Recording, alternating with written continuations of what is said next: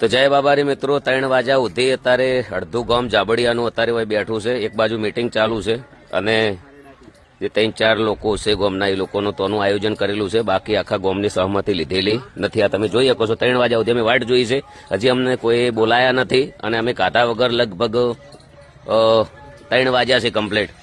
2 દિવસથી ઠાકોર સમાજના જે બંધારણના નિયમોના ભંગ કરવામાં આવ્યા હતા, જે તોડવામાં આવ્યા હતા, જે એનું નિરાકરણ આવી ગયું છે। ડીસા તાલુકાના જે જાબડિયા ગામમાં જે અર્જુન ઠાકોર અને ગબ્બરભાઈ ઠાકોર ઉપર જે આક્ષેપો લાગ્યા હતા, જે નિયમોનું ભંગ તોડવાના જે સોશિયલ મીડિયામાં જોરદાર વિડીયો વાયરલ થઈ રહ્યા હતા, ત્યારબાદ વિવાદનો મામલો સામે આવ્યો હતો। ત્યારબાદ જે એમના ગામમાં જે જાબડિયા ગામમાં જે એમની મીટિંગ કરવામાં આવી હતી ને જે ઘણી સંખ્યાઓ પણ જે આગળ ઠાકોર સમાજની સંખ્યાઓ પણ ઉપસ્થિત થઈ ગઈ હતી। નિયમોનું ભંગ કર્યું હતું તે બાદ જે ઘણી સંખ્યાના અંદર જે કાર્યકર્તાઓ પણ ત્યાં આગળ ઉપસ્થિત હતા અને ત્યાં આગળ જે એલાન કર્યું હતું કે એમને સંગાતે શું થવું જોઈએ। તો તમે પણ પૂરો વિડીયો જોઈ લો, ત્યાં આગળ શું નિર્ણય લેવામાં આવ્યો હતો। તો ફરીથી કહું, વિડીયોને લાઈક કરી દેજો અને આગળ શેર કરી દેજો। આ મુદ્દા કહું એના પહેલા 2-3 બાબત તો હતી અમૃતજી સાહેબ,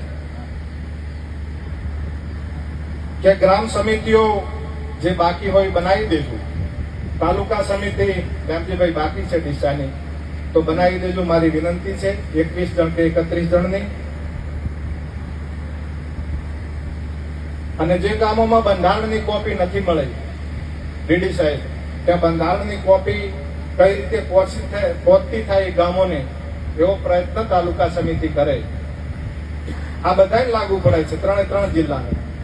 અને જે મારી વાત સોશિયલ મીડિયાથી સાંભળતા હોય, લાઈવ સાંભળતા હોય, અહીંયા હાજર છે એ લોકોને પણ, જે લોકો નથી હાજર એમને પણ બધાને વિનંતી છે, બધા માટે છે। 4 બાબતો જે ધ્યાનમાં છે, બનાસકાંઠા, વાવથરાદ અને પાટણ જિલ્લા ઠાકોર સમાજના બંધારણને તોડનાર વ્યક્તિઓ, એ 3 વ્યક્તિઓના નામ આદરણીય ધારાસભ્ય શ્રી જાહેર કરશે। મુક્કમ જાબડિયા, તાલુકો ડીસા, જિલ્લો બનાસકાંઠાની સામે સમાજ નીચે મુજબનો નિર્ણય કરે છે। ઠાકોર સમાજ તેમને 1 વર્ષ માટે જ્ઞાતિ બહાર એટલે કે નાત બહાર મૂકવાનો નિર્ણય કરે છે। 1 વર્ષ પછી સમાજના બંધારણ દિવસની ઉજવણી વખતે જાબડિયા ગામના ઠાકોર સમાજની ગ્રામ સમિતિ તેમને સમાજમાં પરત લેવાની વિનંતી કરે, તો તે અભિપ્રાય ડીસા ઠાકોર સમાજ તાલુકા સમિતિના ધ્યાન ઉપર મૂકીને ગુણ દોષના આધારે સમીક્ષા કરીને નિર્ણય કરવામાં આવશે, એનો યોગ્ય દંડ કરવામાં આવશે। આ વ્યક્તિઓને સામાજિક, આર્થિક કે ધંધાકીય કોઈ પણ જાતનો સમાજે સાથ સહકાર આપવો નહીં, અને સહકાર આપનાર વ્યક્તિ સમાજનો દોષિત ગણાશે। સોશિયલ મીડિયામાંથી સમાજના ભાઈઓને વિનંતી કે તેમને અનફોલો કરે અને પવિત્ર કાર્યમાં સહકાર આપે।